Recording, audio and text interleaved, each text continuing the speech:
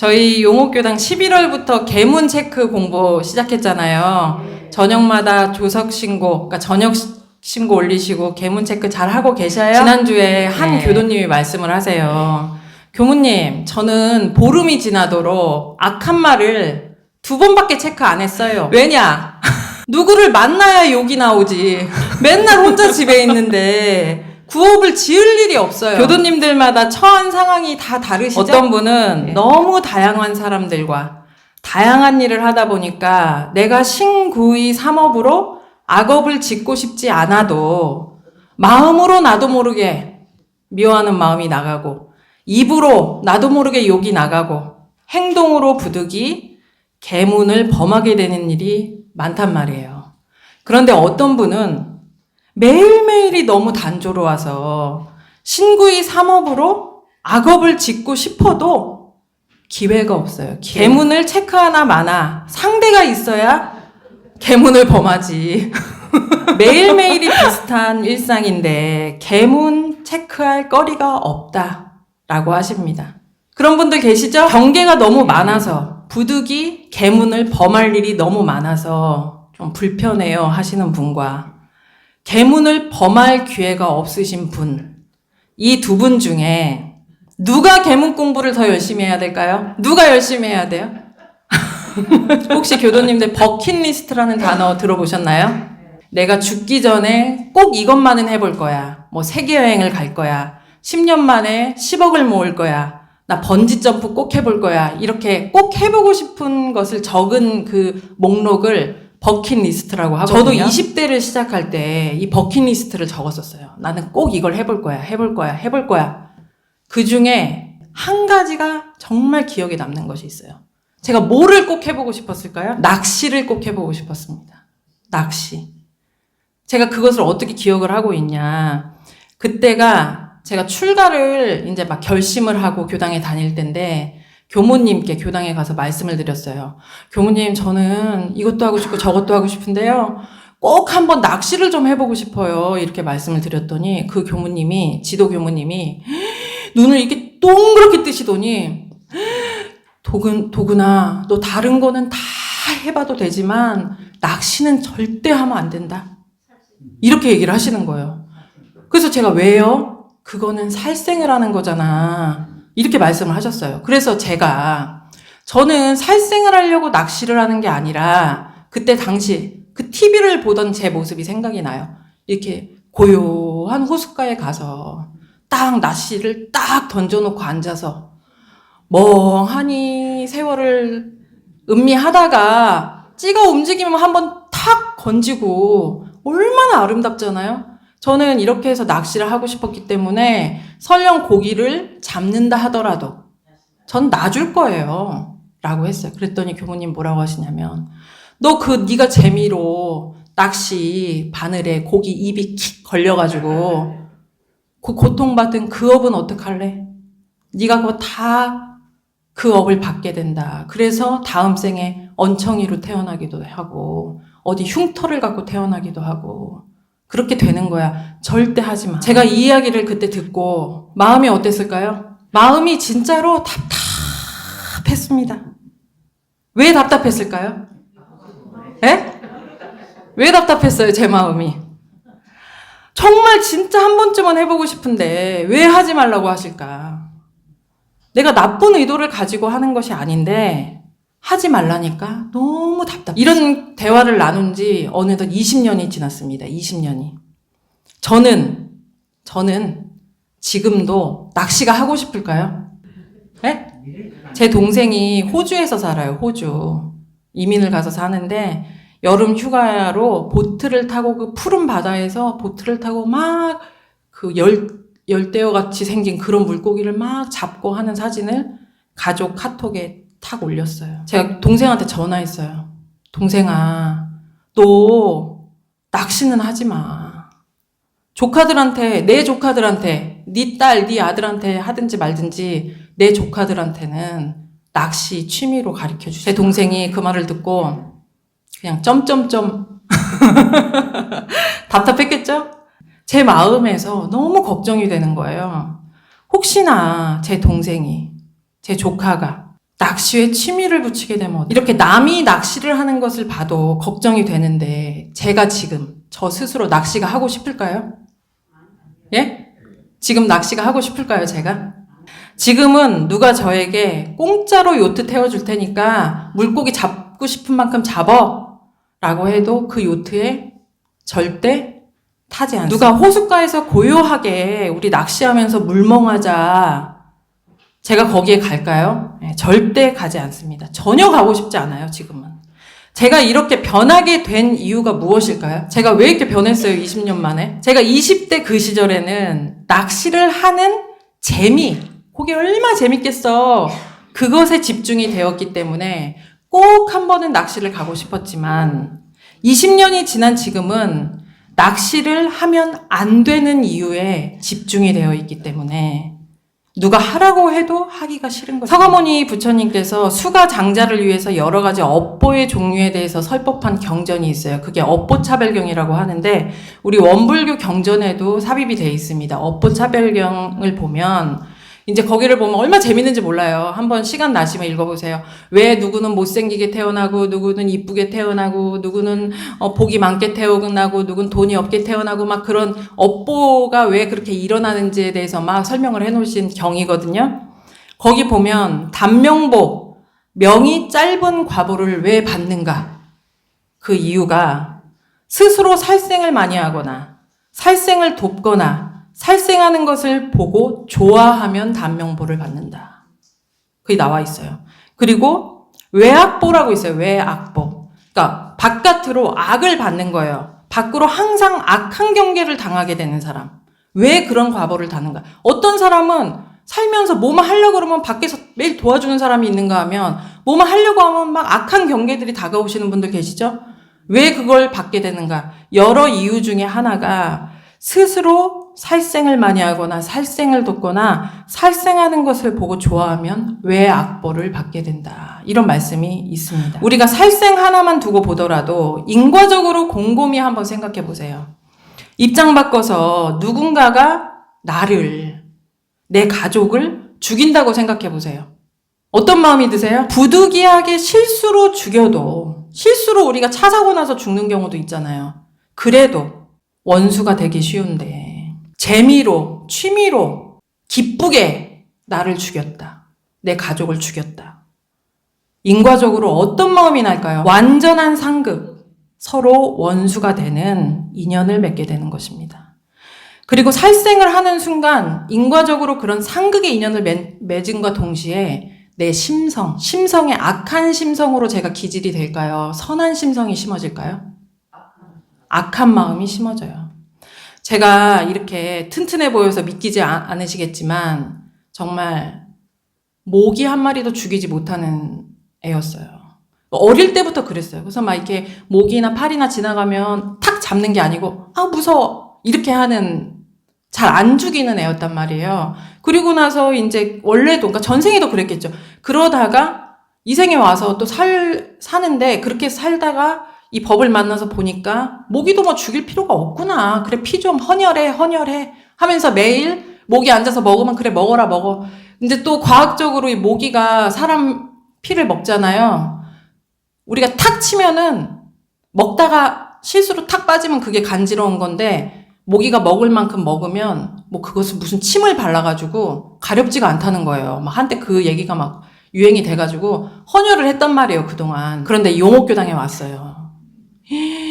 살다 저는 모기가 이렇게 많은 동네는 처음 봤어요.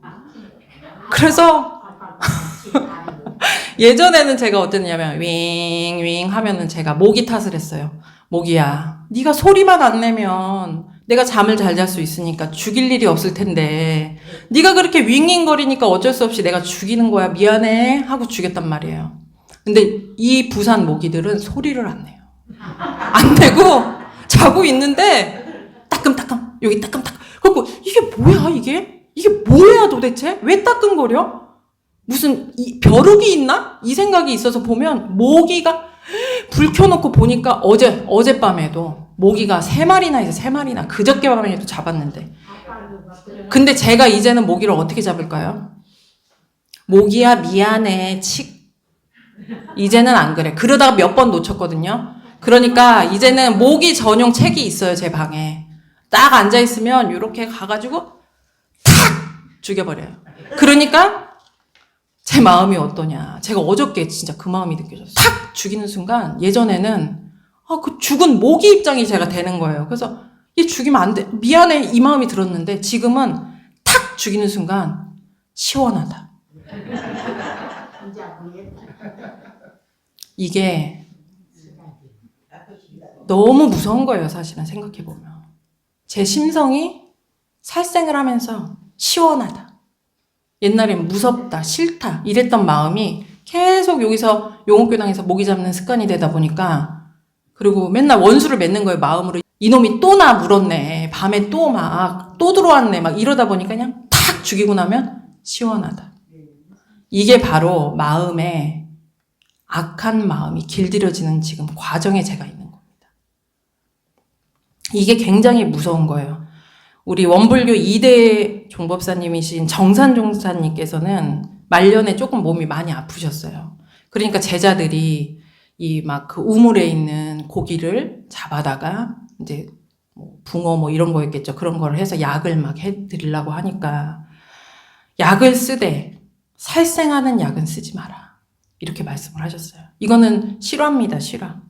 그리고 또 말씀하시기를 이 생도 함부로 내가 못하려니와 영생일은 더욱 어렵게 알아야 돼. 이렇게 성현의 위에 오르신 분도 살생을 돕는 것보다 차라리 내가 병에 걸려서 조금 빨리 죽는 게 낫다 라고 할 정도로 살생을 무섭게 생각하셨어요.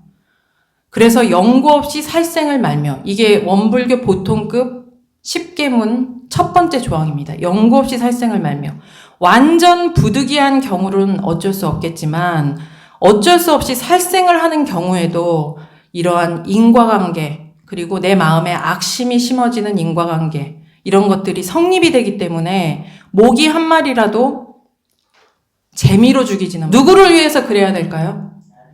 나 자신을 위해서. 내가 이 생에는 재미로 살생을 할 수도 있는 입장이지만 제가 재미로 모기 죽일 수 있죠? 이 입장이 영원한 것일까?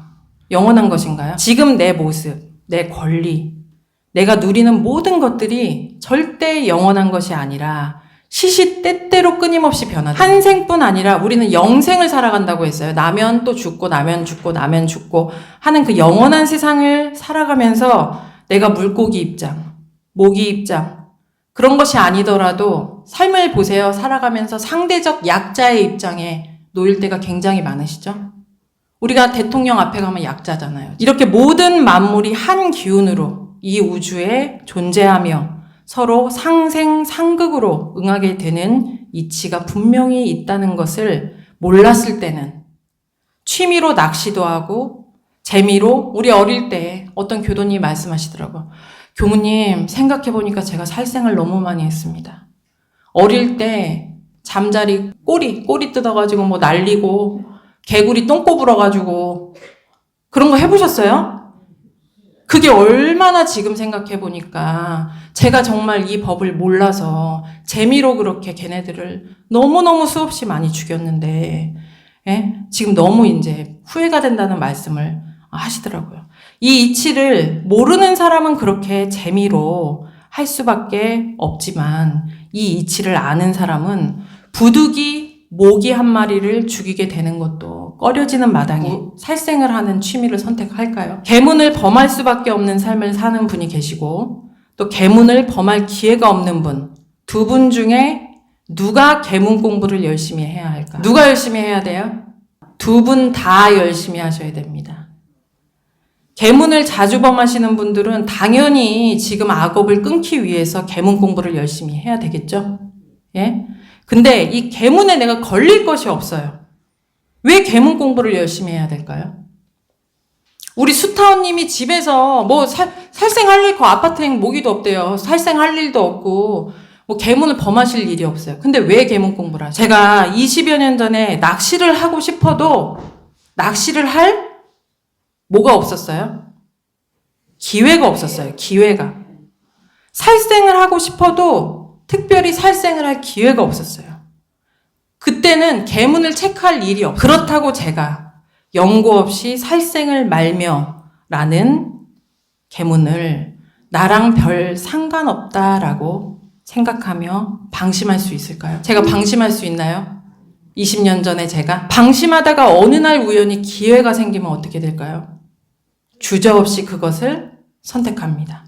친구가 만약에 낚시하러 갈래? 당연히 제가 낚시 갔죠. 그 마음이었는데.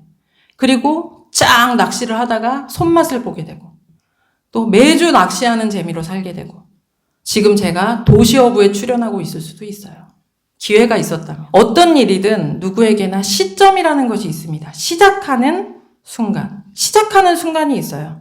지금 내가 계문 번갈아갈 일이 별로 없다. 지금 내 환경, 상황, 마음이 그런 상태일 뿐이지 그게 영원한 것이 아닙니다.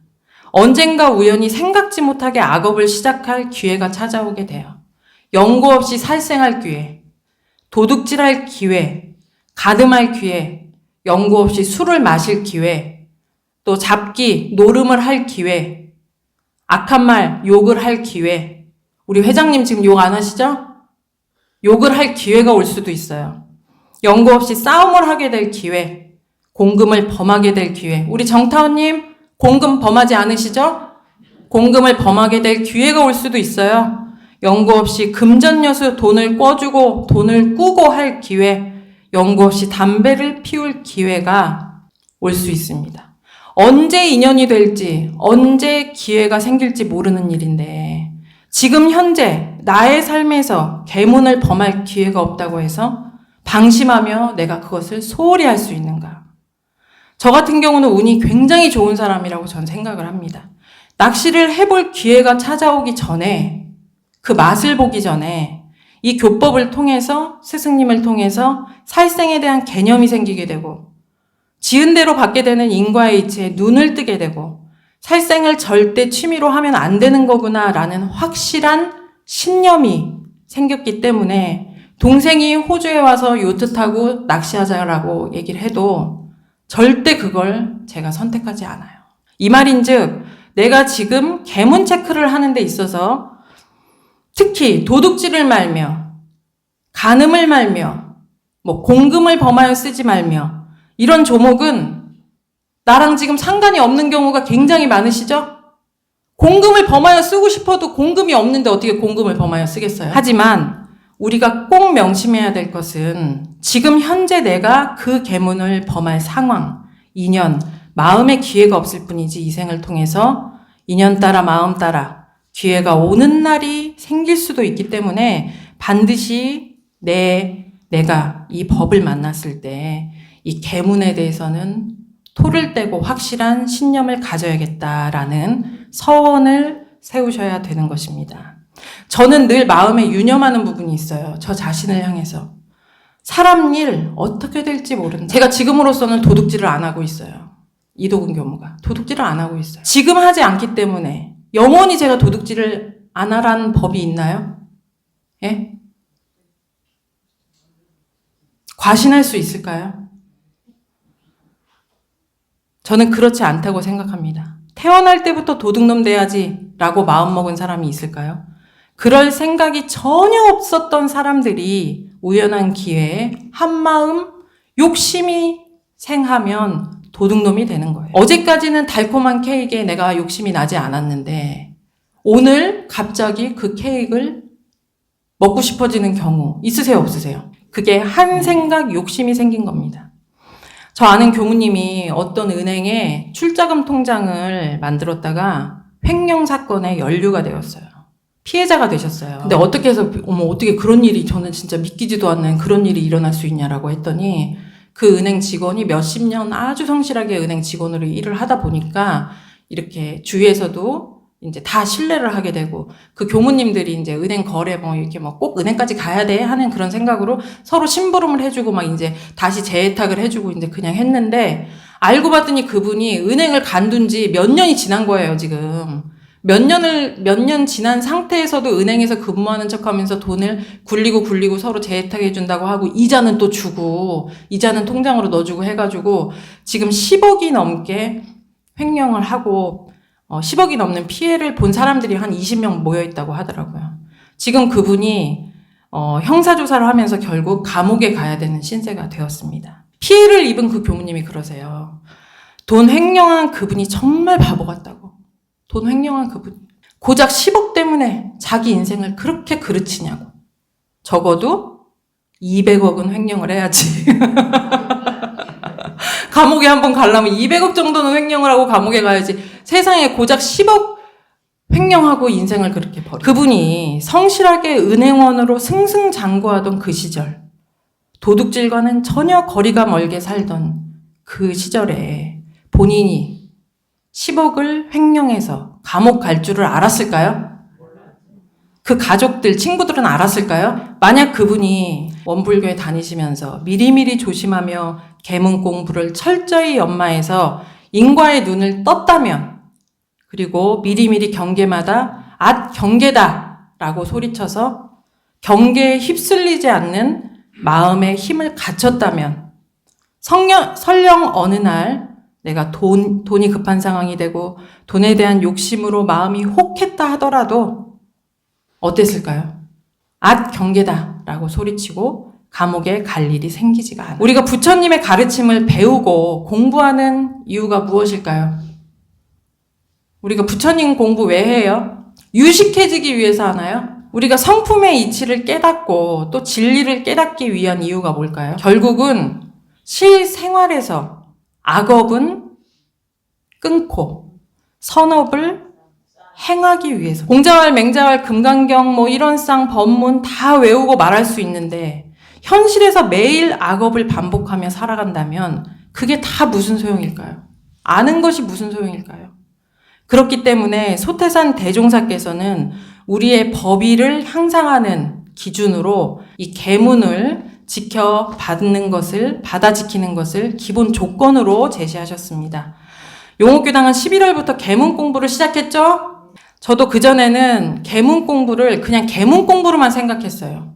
그리고 저는 기질이 원래 이 경전 공부하는 것을 좀 좋아하는 편이었지, 체크하고 이런 것에 대해서 정말 힘들었어요, 저도. 그런데 제가 우리 교도님들께서 이 계문 공부를 하시는 모습을 보고 이 계문 공부야말로 엄청난 공부구나라는 걸 요즘 깨닫고 있습니다. 왜냐? 첫째, 우리가 이제 계문을 지키려면 이거 회장님 이거 한 장씩 주실래요? 이게 다음 달 거 하나씩 가져가셔야 되거든요. 대형님 이것 좀 한 장씩 나눠주세요. 이 계문 체크표는 앞으로 넷째 주에 가져가셔야 돼요. 왜냐면 1일부터 체크를 해야 되기 때문에. 그리고 이것을 다 체크를 하신 뒤에는 첫째 주에 단장님께 이것을 제출해 주시기 바랍니다. 우리가 이것을 계문 체크를 매일마다 하는 데 있어서 계문 체크를 하려면 우선 뜻을 알아야 되잖아요. 뜻. 이게 뭐의 악업이야? 뜻을 알아야 되는데 악한 말이 뭐야? 이걸 왜 하지 말라고 한 거야? 망령된 말이, 악한 말이 뭐예요? 악한 말? 보통급 6조 보세요. 악한 말이 무슨 말이에요? 욕입니다. 욕하지 말라는 거예요. 그리고 특신급에 보면 6번에 보면 두 사람이 아울러 말하지 말라고 그랬어요. 두 사람이 아울러 말하지 말며가 무슨 뜻이에요? 땡땡땡땡 틀렸어요. 이거 헷갈리시는 분이 많아요. 예, 두 사람이 아울러 말하지 말라는 것은 남의 얘기가 끝나기 전에 딱 차고 들어가서 자기 얘기만 하는 사람들이 있어요, 없어요, 세상에? 그런 분들 볼 때 어떤 마음이 들었어요? 예, 기분 나쁘잖아요. 나 신나게 얘기하고 있는데 그냥 탁 치고 자기 얘기하고 자기 얘기만 하고. 그러니까 아울러 말하지 말라는 건 동시에 말하지 말라는 그런 뜻입니다. 계문 공부를 하신다는 것은 우선은 계문의 뜻을 내가 알아야지 이걸 체크를 할 거 아니에요. 그렇기 때문에 이것이 엄청난 지혜를 밝히는 훈련이 됩니다. 이 계문이 이게 왜 하지 말라는 거지? 무슨 뜻인지? 이걸 가지고 화두를 삼으셔야 돼요. 그리고 두 번째, 이 계문 공부가 왜 엄청난 공부냐. 이 뜻을 알았을 때 이걸 체크를 하려면 뭘 살펴봐야 돼요? 내 모습을 제3자 CCTV가 돼서 내가 나를 살펴볼 줄 알아야 돼요. 근데 세상 사람들이 자기 살펴볼 줄 아는 사람 많이 계신가요? 제가 옛날에 간사 때 같이 이제 감원님하고 한 방을 써서 사는데 그분이 코를 어떻게 보시냐면 이 정도가 아니에요. 이 정도도 아니에요. 그냥 벼락처럼 막 고르세요. 그러니까 제가 웬만하면 잘 자는데 늦게 잠들면 잠을 못 드는 거예요. 그러니까 빨리 먼저 잠들어야지. 이렇게 하고 홍타오님보다 늘 먼저 잠이 들었단 말이에요. 그런데 이제 어느 날 홍타오님하고 무슨 얘기하다 홍타오님 코 엄청 고시는 거 아세요? 제가 그랬어요. 그때 뭐라고 하죠? 나는 평생 코를 한 번도 골아본 적이 없다. 태어나서 난 코를 골아본 적이 없다. 근데 이거 우스갯소리지만 우리가 남의 말을 할 때 내가 탁탁 끼어든단 말이에요, 지금. 그런데 본인이 그런 줄을 몰라요. 그거를 알게 되기까지는 내가 나를 계속 살피는 연습이 계속 돼야 돼요. 그렇기 때문에 이 계문 공부를 하면 나를 계속 회광반조해서 살피는 그 연습이 나도 모르게 됩니다.